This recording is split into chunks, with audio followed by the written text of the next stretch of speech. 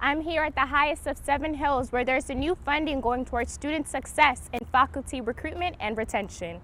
Southside shoppers will soon have to find another supermarket for their affordable groceries because this Save-A-Lot is closing. Though he has 3,700 wines from around the world, there's only a fraction of that in his showroom. They commissioned 7 artists for this project, 5 of which are locals from Tallahassee. Tedlock Roofing has been outside of Josh Keith's home since 7 a.m. this morning. They are giving back to a veteran who served by replacing his roof.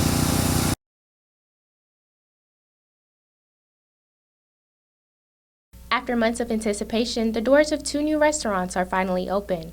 Both Duck Donuts and Clusters and Hops will now have the Capitol Plaza as their new home. Clusters and Hops is no stranger to Tallahassee, having served the capital city for more than 22 years.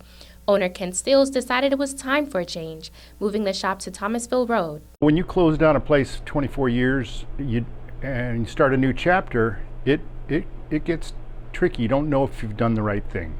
And the old cluster was so intimate.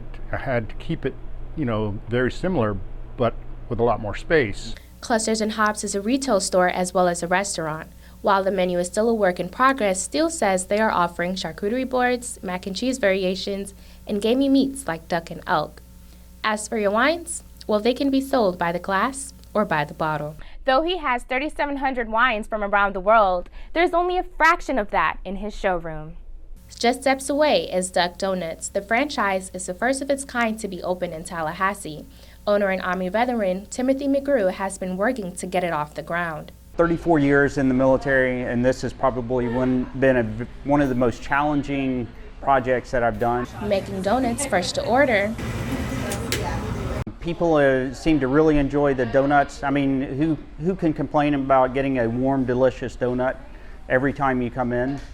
It's been very interesting, people calling up and saying, hey, are you out of donuts? And it's, well, how many donuts do you want? Because I'm going to make them when you come in the door. With all the new businesses opening up in the area, McGrew says he's just happy to be in on the action. It's exciting because we're bringing a diverse crowd together, and we get to be part of that change and that growth here in Tallahassee. They commissioned 7 artists for this project, 5 of which are locals from Tallahassee. Meet Mark Dixon, owner of Dixon Studios. He's just one of the artists whose work will be on display at the History and Culture Trail located along FAMU Way. Dixon created in honor of the worker, a 15-foot-tall sculpture. The sculpture pays tribute to the workers of the Alberta Crate and Box Company and their contributions to the industrial history. Dixon says it represents the men and women who worked by the sweat of their brows to push society forward.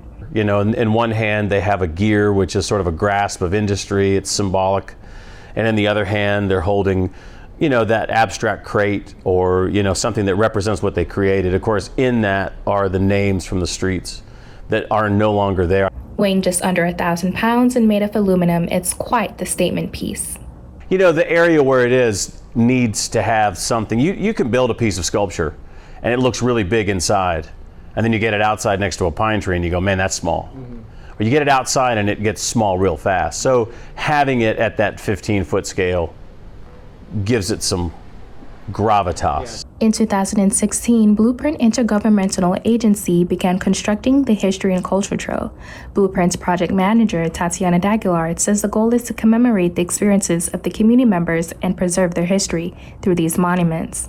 A few years ago, Blueprint put out a public call for artists and made their selections based on criteria they had for submissions. We looked for submissions that were compatible with the overall project, that had an element of storytelling, that had craftsmanship, high quality craftsmanship, that was designed well, that was safe to have on the trail. For Dixon, this was more than a sculpture. It was a connection to the labor workers and an opportunity to bring their stories to life. When you tap artists to come in and tell a story and help interpret history, it makes it real.